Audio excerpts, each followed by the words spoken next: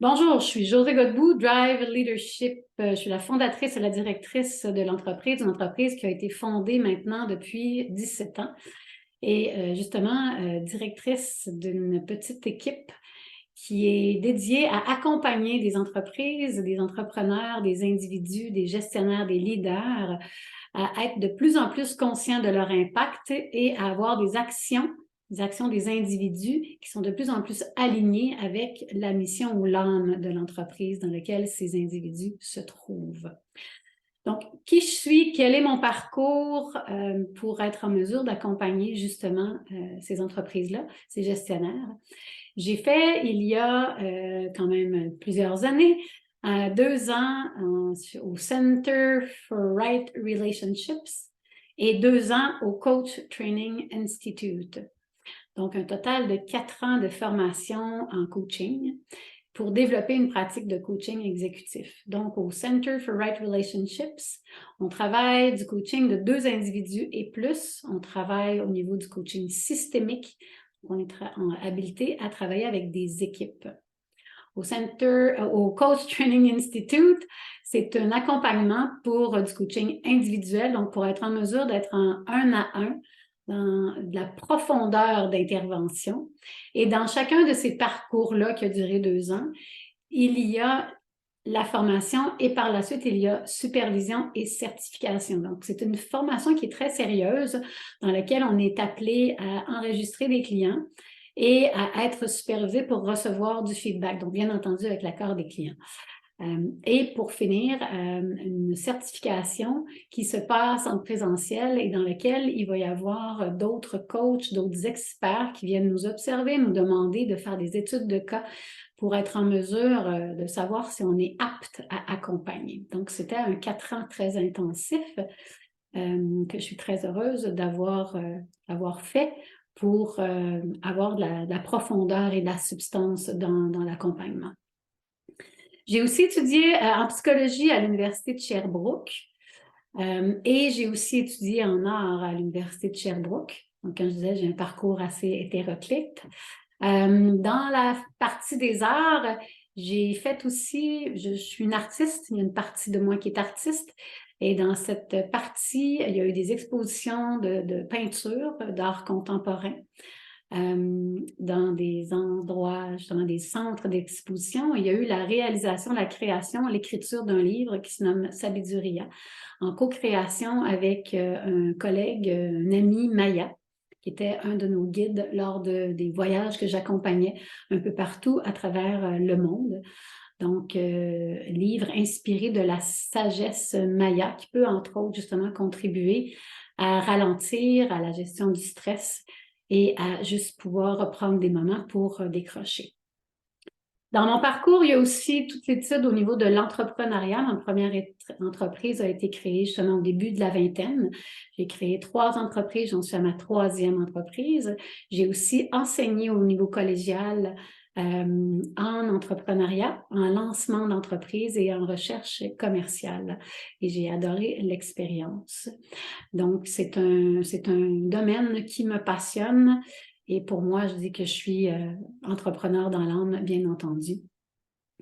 Le livre, j'en ai parlé, je regarde mes notes, je vais être sûre de vous parler de tout ce qui fait partie de mon parcours, en tout cas de l'essentiel de ce qui fait partie de mon parcours. Dans mon histoire aussi, ça a commencé très jeune, donc j'ai commencé à faire de la consultation, j'avais 11 ans.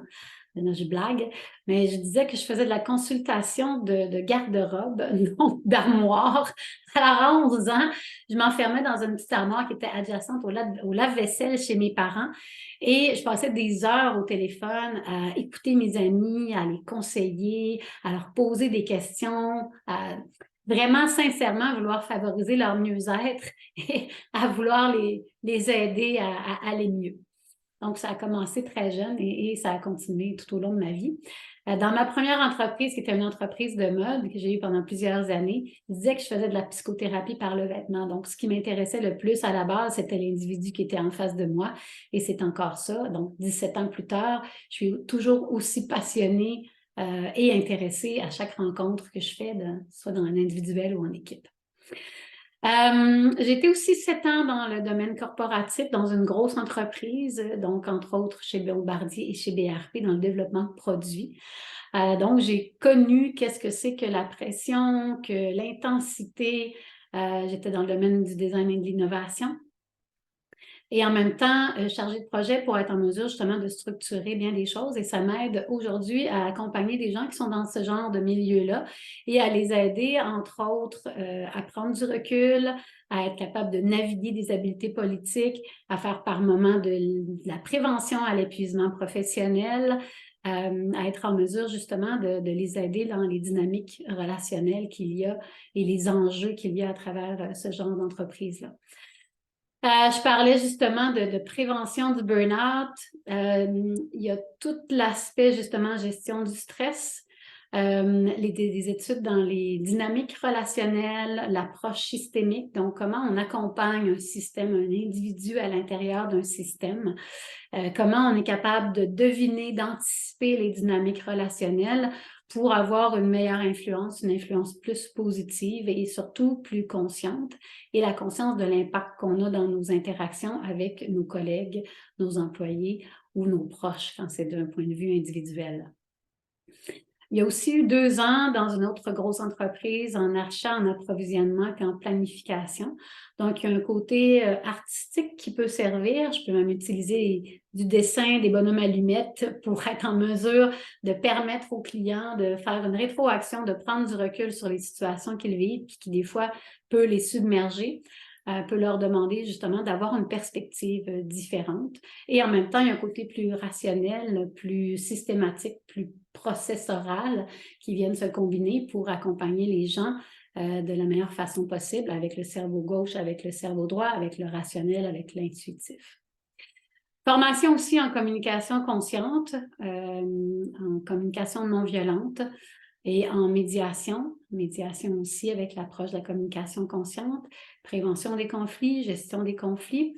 Dieu sait que quand on est en mesure d'anticiper des tensions, des conflits potentiels et d'aider les clients à les désamorcer, ça peut justement faire qu'on sauve des situations qui auraient pu être délicates ou même problématiques.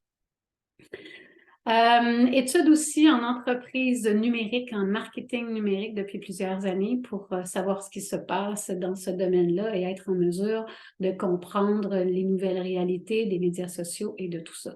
Je ne suis pas une spécialiste dans ce domaine, mais toute ma vision sur ces pratiques permettent aussi d'être vraiment à l'affût et à jour des problématiques qui peuvent être vécues dans le déploiement et le développement dans ces domaines.